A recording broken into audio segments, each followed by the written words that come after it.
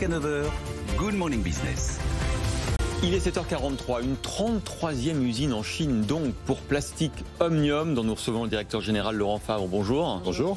Alors, c'est pas compliqué aujourd'hui d'investir en Chine, d'inaugurer de nouvelles usines, alors même qu'on en parlait hier sur ce plateau. C'est si compliqué pour les cadres, pour les dirigeants que vous êtes, de vous rendre là-bas? Alors c'est compliqué pour y aller pour nous, et c'est pour ça que nous n'y allons pas finalement, mais on a des équipes extrêmement performantes en Chine qui font le boulot, comme on dit. Donc on est effectivement très très heureux d'avoir la possibilité de continuer à croître dans ce pays qui porte le marché mondial actuellement. Oui, c'est ça, c'est celui qui est reparti complètement comme avant la crise. Quel pourcentage de votre activité se fait sur place? Alors aujourd'hui, c'est notre plus gros marché, la Chine. Ouais. C'est notre plus gros marché en termes de collaborateurs. On a plus de 5000 collaborateurs, 33 usines bientôt. 35 d'ici 2 ans, et donc une part importante de notre chiffre d'affaires, et c'est le marché qui est revenu au niveau d'avant-crise, au niveau d'avant-Covid de 2019, alors que le reste du marché a plus de mal à rebondir. Alors où va ce marché de l'automobile chinois? Parce que vous êtes l'un des principaux équipementiers, la carrosserie, les pare-chocs, les réservoirs, donc là vous êtes un indicateur avancé pour savoir effectivement l'électrique, l'hydrogène, etc. Comment se présente le marché automobile chinois? Alors le marché chinois, ce qui est intéressant, c'est que pendant très longtemps, ça a été un marché de volume. Tout le monde est allé en Chine parce que marché en forte croissance. Nous avons d'ailleurs cru de 40% par an depuis 2006. On est implanté en Chine depuis 2006. Maintenant, c'est un marché de croissance, mais d'innovation également. À savoir que la Chine est un peu le laboratoire d'innovation d'automobile. On voit beaucoup de véhicules connectés en Chine, beaucoup de véhicules qui intègrent le luminaire de façon un peu différente dans l'image de la voiture. Donc c'est important pour nous. C'est-à-dire la signature lumineuse de la voiture, la possibilité d'individualiser la voiture, de remplacer le chrome par quelque chose d'autre. Et ça vous fait ça, tout ça? Oui, on intègre dans nos pièces. Donc c'est très porteur pour nous en termes de croissance. Et puis après, la Chine est également extrêmement dynamique dans les nouvelles énergies. Donc les nouvelles énergies, c'est l'électrique. Les véhicules électriques, c'est 8% du marché en Chine, contre 5% en Europe déjà. Et puis c'est l'hydrogène. Plus en France, 10% en France, effectivement, mais 5% en Europe de façon en moyenne, et 8% en Chine donc. Et puis l'hydrogène aussi, puisque la Chine, c'est le marché le plus dynamique pour l'hydrogène, sur les camions et sur les bus principalement. Alors vous allez faire des réservoirs hydrogène, bien évidemment. Vous y croyez à l'hydrogène pour les voitures particulières? Par exemple, il y a un débat, on se dit... Voilà, l'hydrogène, il faudra qu'il y ait des stations de remplissage un peu partout, ça va prendre du temps, donc plutôt les camions, plutôt les bus... Plutôt les flottes captives et la voiture particulière, oui ou non? Alors flotte captive, d'abord pour répondre à votre première question, c'est oui, c'est sûr. Les camions, les bus, les flottes captives, mais aussi le ferroviaire, l'aéronautique vont aller vers l'hydrogène parce que c'est la meilleure des solutions qui permet d'allier une mobilité décarbonée mais une autonomie qui répond aux besoins de ces une autonomie, et puis quand c'est captif, on sait exactement où. Enfin voilà, c'est facile de savoir où on va faire le. On organise l'infrastructure. Les temps de recharge sont très courts aussi. C'est comme pour un véhicule à essence, c'est quelques minutes. Donc ça, c'est ce qui booste le marché actuellement, et ça a tendance à s'accélérer avec tous les plans de relance qui ont été mis en place. Sur le véhicule particulier, ça viendra après. Ça viendra pas sur des grandes utilisations, mais sur des utilisations pour des véhicules qui ont besoin de beaucoup d'autonomie.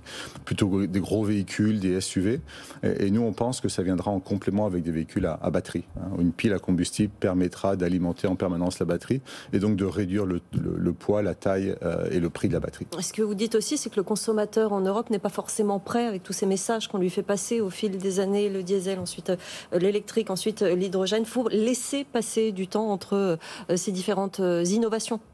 Nous, ce qu'on voit actuellement, c'est que, particulièrement en Europe, les consommateurs sont un petit peu perdus. Il y a quelques années, on les incitait à acheter un diesel. Maintenant, on leur interdit le diesel et on les incite, on les oblige à acheter de l'électrique. Donc, je pense qu'il faut que le marché se stabilise, que le consommateur s'y retrouve pour réfléchir au coup d'après, qui sera probablement l'hydrogène. Alors là, en Chine, vous allez donc construire cette usine qui va fabriquer des pare-chocs, 1 million de pièces par an. Alors on n'a pas le droit de dire quel client, mais disons que c'est un groupe américain très célèbre, qui est aussi très célèbre et qui se lance dans l'automobile depuis quelques années. Et qui fait de l'électrique. Et qui fait de l'électrique, on en a trop dit. C'est incroyable de se dire 1 million de pare-chocs pour ce constructeur. Enfin, c'est une croissance très forte. Le marché chinois, c'est 25 millions de voitures à peu près. Donc ça représente une part importante du marché. Ce constructeur met en place une usine qui aura quasiment 1 million de capacité.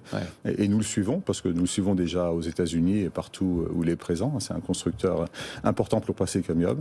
Et la proximité est très très importante, proximité pour réduire aussi les frais logistiques. Dans cette révolution de l'industrie automobile, où on dit que une voiture électrique, ça sera beaucoup plus simple à produire en termes de main-d'œuvre pour les constructeurs, beaucoup moins de pièces mécaniques. Ça veut dire que la part de plastique omnium dans les véhicules va encore augmenter selon vous ? Nous, sur notre domaine, oui. On voit que les constructeurs vont nous donner de plus en plus de responsabilités pour des pièces de plus en plus complexes, qui intègrent de plus en plus de fonctions. Et dans l'électrique, l'enjeu est l'autonomie du véhicule électrique, c'est-à-dire le poids et l'aérodynamisme du véhicule électrique. Et ça, vous savez faire ? Et ça, on sait faire. Et l'intégration de fonctions qui permettent d'avoir une voiture connectée et qui répondent à ces demandes spécifiques à l'électrique. Vous nous avez parlé d'énergie tout à l'heure, l'hydrogène, l'énergie du futur, on va forcément y venir, mais quand on s'appelle Plastic Omnium, pour ses propres pièces, les pare-chocs notamment, comment on prend un virage vert ? Eh ben, on investit depuis très longtemps dans ce virage. Je pense que c'est la RSE, ça fait vraiment partie de l'ADN du groupe. On est un groupe familial, donc être responsable, on sait ce que ça veut dire. On a des très forts engagements. On vise une neutralité carbone pour ce qu'on produit entre 2025 et 2030. On va finaliser notre feuille de route dans les prochains mois. Donc pour tout ce qui se passe dans nos usines. Donc on a aujourd'hui 35% de notre énergie que nous achetons, que nous utilisons, qui est renouvelable. Et on va passer très rapidement proche des 100%. Mais Sandra a un peu raison, quand on dit plastique, oui, c'est ça. Est-ce qu'il ne faut pas faire comme Total, ça peut Total Énergie, est-ce que Plastic Omnium, à un moment donné, la connotation du plastique ne va pas devenir trop négative pour vous ? On peut réfléchir au non, la réalité c'est que le plastique permet d'alléger les véhicules très fortement. Quand on allège, on réduit la consommation d'énergie, permet d'avoir un aérodynamisme amélioré des véhicules aussi, avec des formes que l'acier ne peut pas faire. Ça permet aussi d'améliorer la consommation d'énergie des véhicules. Bon, après on peut débattre longtemps sur le nom du plastique. On utilise de plus en plus de plastique recyclable également. 100% de ce qu'on a en déchets est recyclé dans nos usines et de plus en plus de plastiques recyclables sont utilisés pour la production des pièces automobiles. Plastic Omnium, 7,7 milliards d'euros de chiffre d'affaires. Comment se présente l'année 2021 ? Eh ben, la demande est très forte, c'est la bonne nouvelle. Principalement en Chine, en Amérique du Nord, en Europe, c'est un peu plus difficile. Par contre, le marché est impacté par la crise des semi-conducteurs, parce qu'on estime que 4 millions de voitures seront perdues au premier semestre. C'est 10% de la production, parce que les chaînes logistiques n'arrivent pas à remplir la demande des clients qui attendent leur voiture. Donc, on espère que ça va se stabiliser, mais je pense que ça durera encore au second semestre et que 2022 sera encore meilleur. Et donc, ça se répercutera forcément sur les commandes des constructeurs, pour vous ? Oui, mais on est agile, on sait réagir, donc voilà, on continue dans la bonne direction, volontariste et positif. Merci Laurent Fabre, directeur général de Plastic Omnium, d'avoir été l'invité de Good Morning Business ce matin.